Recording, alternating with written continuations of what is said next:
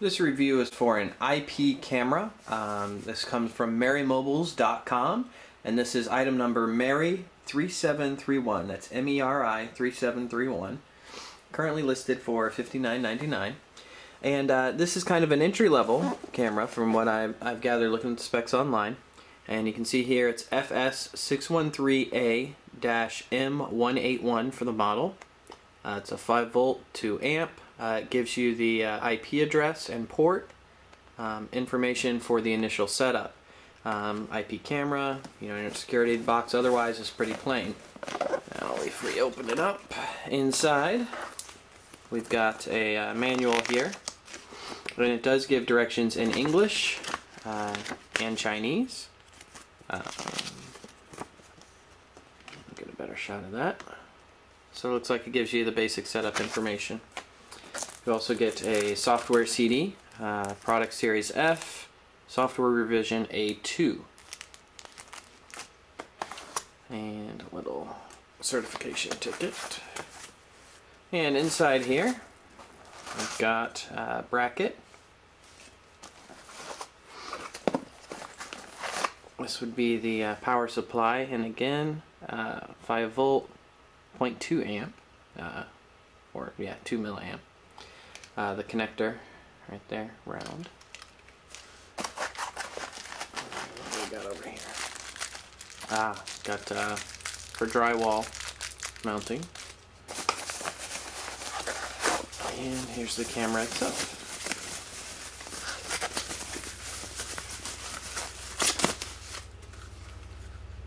There we go.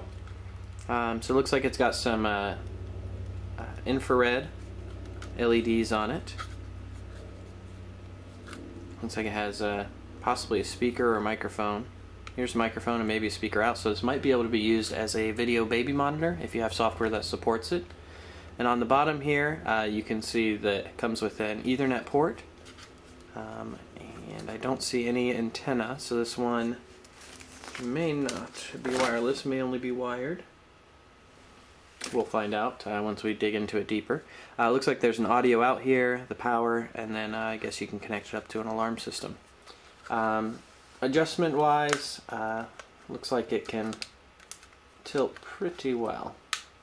So I will go ahead and get this product set up and give it a test, but here's what comes in the box. Thanks. And I did want to give you the specs on this as well. Again, it's from MerryMobiles.com. You can see here the price. Listed at $59.99, regular price $149.99. Has free shipping. And we scroll down here. It looks like it has a 1-year warranty. It's an EasyN wireless mini IR IP camera. Again, I listed the model. Has an embedded Linux operating system. Compression format's ADPCM, has built-in microphone and video output. Compression format is JPEG-N. It's a CMOS, 25 frames per second. The resolution is 640 by 480. Looks like it has 10 languages, built-in Ddns system. Has infrared night vision up to 15 meters. Two-way audio, so you can use this potentially as a baby monitor and, respond or just tell people to get off your property. Either way. Certified Microsoft ActiveX. And the interface has a network interface, and it does have Wi-Fi BGN according to the specs. So we'll go ahead and give this a test and go from there. This is to show you where the camera is located at in here. It is actually up here, looking down. And it is that one right there. There is a separate review of this guy here, which is a closed internal one, but this is the network with wireless. And looking down and into the crib. This is a view from the camcorder with the lights on. This is using a wide-angle lens on the camcorder. And this is the same view from the camcorder with the lights off. And as you can see, it's pretty dark. You can't see too much. Now there are a couple ways you can actually view the camera video. One is to go online with a web browser, type in the IP address that you set in the port, and then sign in with your admin or local account or whatever account you've set up. I'm using Firefox here, so then you click sign in and it'll pull up the camera. And in here, now this is the fixed indoor camera. You can change the resolution. It's got 3 different sizes here. You can do 320 by 240. I usually leave it on the larger resolution, the 640 by 480. You can also set the mode, 50 Hz, 60 Hz, or outdoor. You can change the brightness, and you can change the contrast. You can also set the frames per second. And again, here's if you need to go into the options to do any configuration settings. So this is what the video looks like with the lights on. And this is what it looks like with the lights off. As you can see, everything's still very visible, and even in pitch black, the infrared LEDs do a great job at showing the video. Now, another option for viewing the video is to use the included software that's on the CD. It's called Multi-Window. It's okay software, it gets the job done, but it's not the most user-friendly of things to use. I prefer a phone program or a tablet program, which I'll show you in a little bit. So this is the 3 different cameras that I have. And you can see a full screen mode, but it shows you all 3. You should be able to control the pan and tilt functions from here.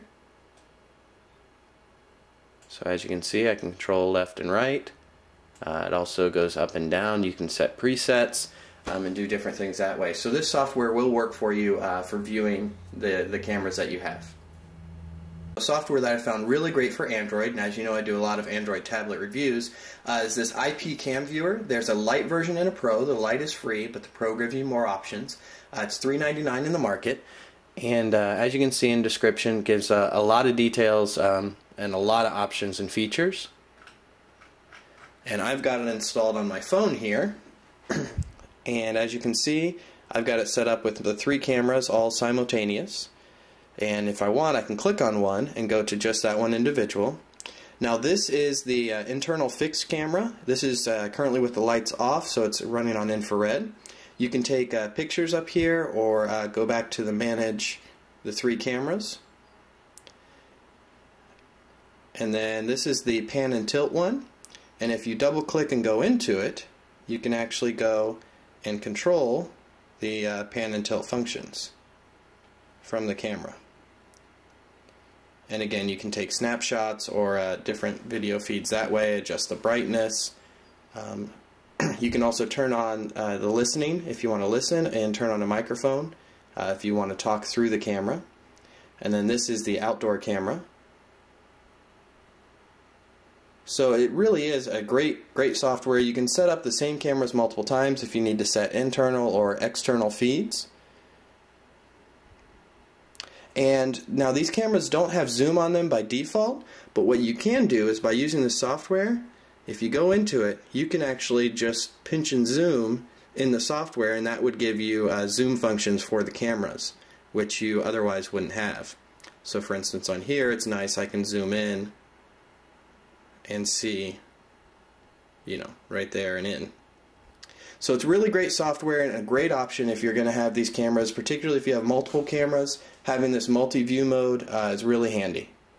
So that is the review of the security camera. As I said, you can get all of these from MerryMobiles.com. They also carry a lot of other products like tablets, watches, pretty much everything. And I just want to show you one more thing on the app for the phone here.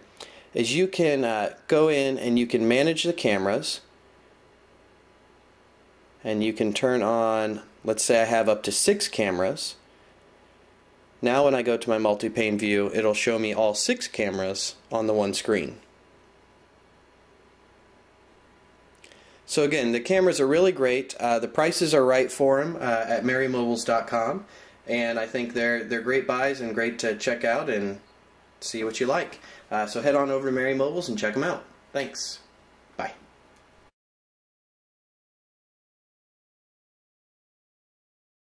So this is the configuration portion of the video, and so what you need, you've got your camera. Right now I'm using the external one here, and you'll need to plug it into the network, to your network.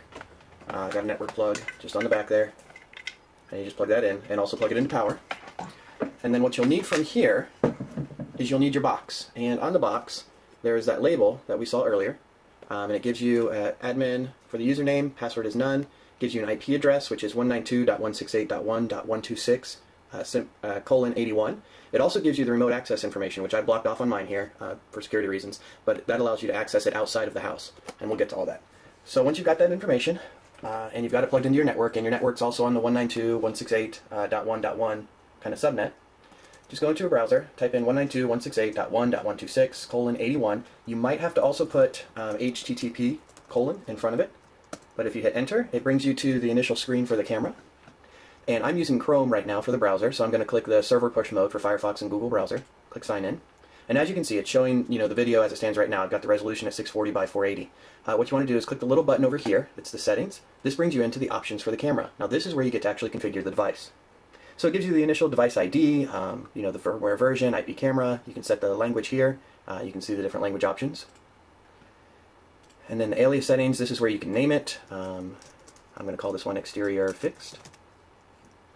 And every time you change a setting, you hit set, it takes about 30 seconds for it to reset. So I'm going to set these, and then we're going to jump forward on those portions. Actually, that one did not require. Date and time. This is where you can set your date and time. I am on Eastern. So I'll click Eastern and click set. Good. User settings. Now this is where you can set up your own logins and passwords, and you can also give different access rights. So for now, we've got the admin account. I'm just going to set a password for the time being. So that way at least it has a password. And then if you wanted to give other people access, you could set a guest. We'll do a password of guest for that one. And you can select visitor, operator, or administrator. With administrator, they have full access. With operator, if it's like a pan and tilt, they can tilt it. With visitor, it's just viewing. They can just come and see the camera. That's it. So we're going to click set on that. And now it wants the new password. And as you can see, it's doing its 30-second reboot. So okay, it's back. Now comes the important part, basic network settings. This is where you can set up the IP address and information. You can use the obtain IP from DHCP server if you prefer, or you can just manually set it so that way you know what the IP address is. So here you can change that information, change your, all the information. You can also change the HTTP port. Now if you have multiple cameras, you have to set different HTTP ports so that they can all work externally. So you can increment it, you can pick random port numbers, but you do need to change that if you have multiple cameras so that they can all be accessed externally. So once you do that, you hit set, and it will do again a 30-second reset.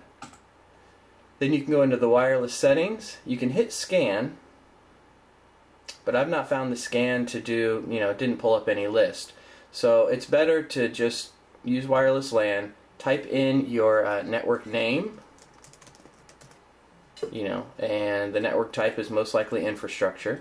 And then if you have encryption on it, set your encryption, set your password, and then click set. And that will enable the wireless. And again, it will do a 30-second reboot.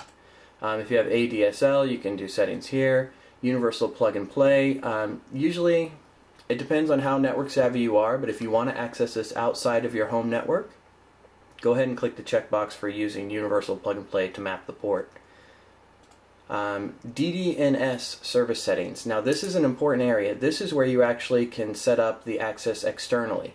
Now I've blocked out my user name here and that information, but it does give you a drop-down list of options to select, but I couldn't get any of the other ones to work, so I just left it with the standard IP cam.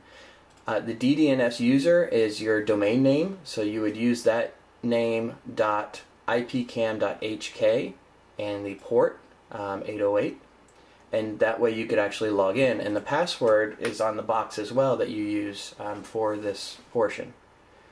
You can also set up mail service settings so that it can email you when there's motion or different information that way. FTP settings, so it can back up images automatically to an external FTP server for security. Alarm service settings, this is where you can do motion detect armed or alarm input armed. Then there's a log and maintenance, and this is where you can reboot the device or restore factory settings, upgrade the firmware if you can find a firmware upgrade, or the user interface. Once you're done with all of that, you now should have a working camera. You can access it by whatever IP address you've set and the port number, and then you can control it over here. And some cameras will have different controls. Some can pan and tilt. This one's just a fixed, but you can also adjust the brightness of it. And the contrast. So that's configuration portion.